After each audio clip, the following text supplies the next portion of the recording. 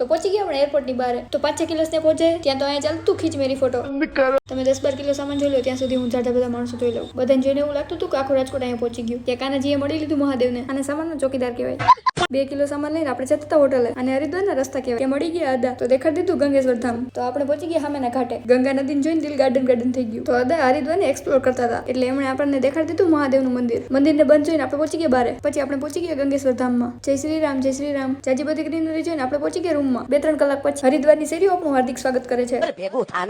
એટલે thank you કહીને આપણે પહોંચી ગયા હોટલે. 2 દિવસના ભૂખ્યા આપણે જમવાની રાહ જોતા હતા. તમે થાળી જોઈ લો ત્યાં સુધી હું પોઝ આપી દઉં. ફાઇનલી આવી ગયું આપણું જમવાનું. આને ઓરમું કહેવાય. તમે તો જોયું નહીં એટલે જ મેં તમને દેખાડી દીધું. આવી ગયા આપણા ફેવરિટ બટેટા. મુહૂર્ત જોયા વગર આપણે ફટાફટ જમી લઈ. ફટાફટ આપણે પહોંચી ગયા હોટલે. ગાઉં બસા નહીં કે લૂંટેરા આગે. અમને મળવા આવી ગયો તમારો બધાનો બેસ્ટ ફ્રેન્ડ. એને લઈ ગઈ હતી ભૂખ એટલે આપણે આપી દીધી ને રોટલી. એ તમને શીખડાવે કે રોટલી આમ ખવાય. મળીએ નેક્સ્ટ વ્લોગમાં. ત્યાં સુધી તમે ફોલો કરતા હો.